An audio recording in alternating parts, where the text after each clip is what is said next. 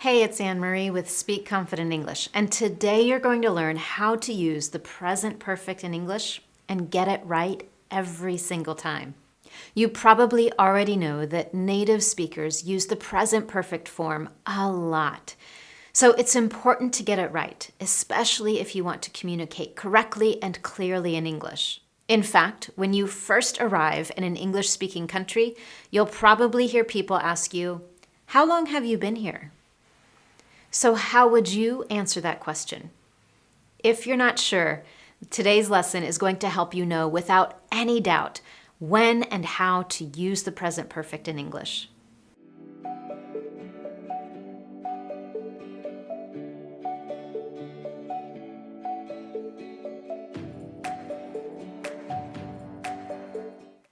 You're going to learn all the different situations when you need to use the present perfect in English.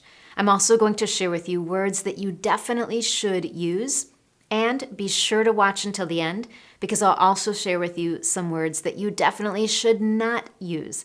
So first, what is the present perfect and why is it so hard? Well, it's challenging because many languages don't have the present perfect form.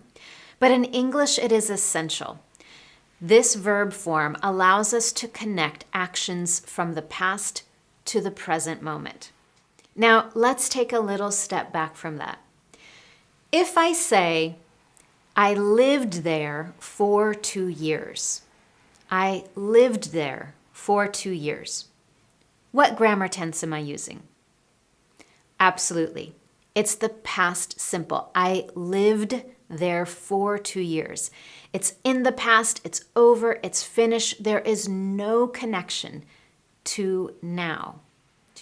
But if I say, I am living here now, what verb tense am I using? And what time am I talking about? Absolutely. I'm talking about now at this present moment, and I'm using the continuous form to help me do that.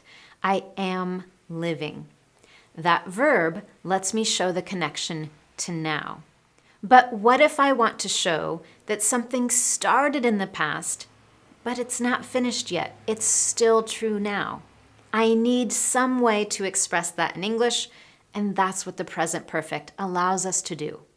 For example, I have lived here for 3 years.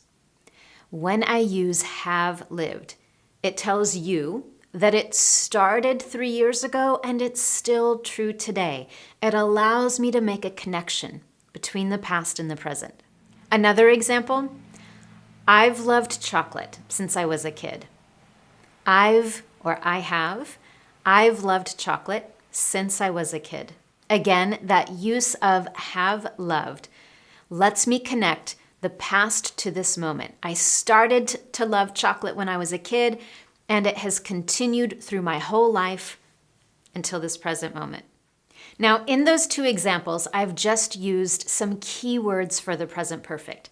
I used for and since, for 3 years and since I was a kid. When we use those words, it's a clue that we need to use the present perfect form.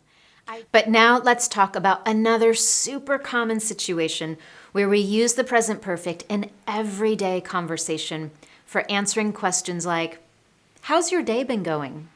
We use the present perfect when a period of time is not finished. If somebody asks, how's your day been going? Today isn't finished. It's still today. So we use the present perfect when we answer that question. For example, we might say, oh, I've been so busy today. I have been so busy today. And again, we're using that have been because today isn't finished. It's the same if someone asks you, how's your week been going? Or how's your month been? For example, if somebody asks you, how's your week been going? You might say something like, oh, I've been so grumpy all week. I'm not sleeping well. So how would you answer that question? How's your week been going? You can practice and share your answer with me in the comment section just below this video. But now let's move on to another situation where we use the present perfect. And again, this is for everyday conversations when something has just happened. Like, ooh, ouch, I've just cut my finger. Or, oh, someone has just knocked at my door. Or if you're at the office looking for one of your coworkers, you might ask someone, where's Susan? I can't find her. And they might answer, oh, she has just gone home.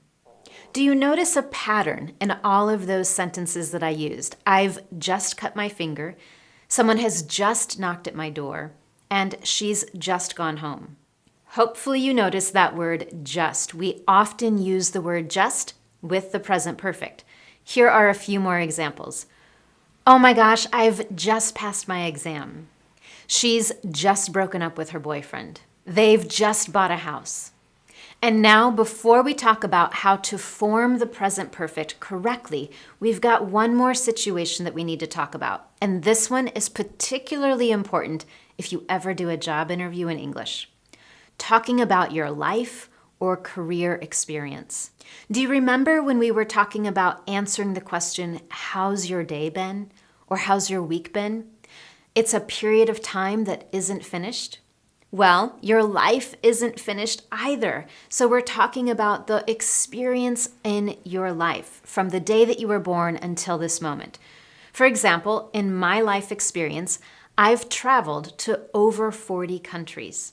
If we're talking about career experience, I might say, he's been with the company for 7 years. He has been with the company for 7 years. Or he's been an engineer for 20 years.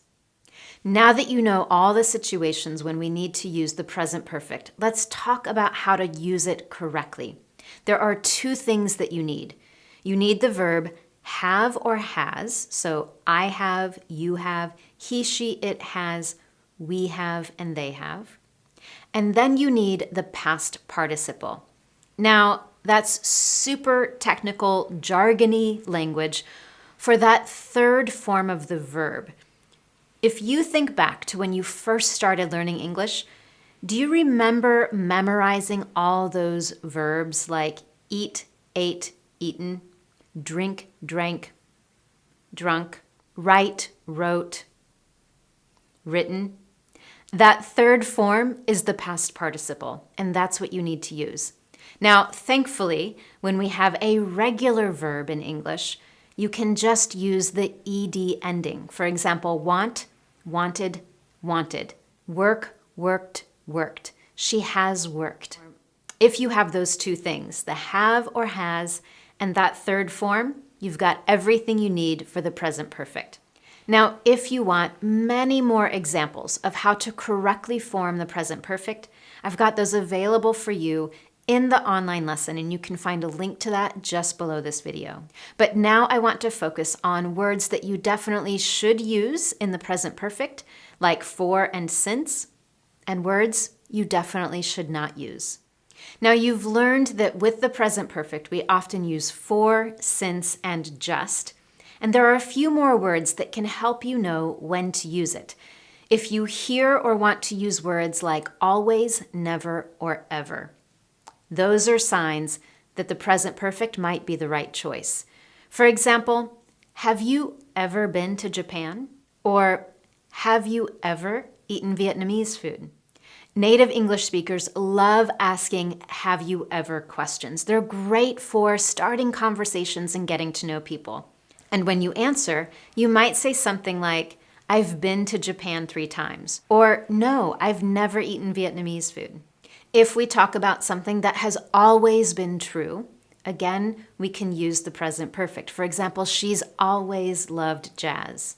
Now, there's one last thing you need to know so that you always use the present perfect correctly, and that is when not to use it.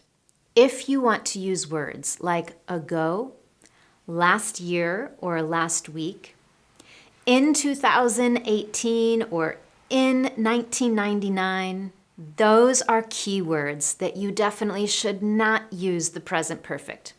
Do you know what you should use instead? Last year, last month, last week, ago. With those words, we definitely want to use the simple past because we're talking about something that is finished. It's over. Last month, I went to Italy. I finished that project yesterday. You'll notice in all of those examples, I'm using the simple past, and those words that we've talked about are key words for the simple past, not for the present perfect. Now it's time for you to put all of this into practice, and I've got a challenge question for you.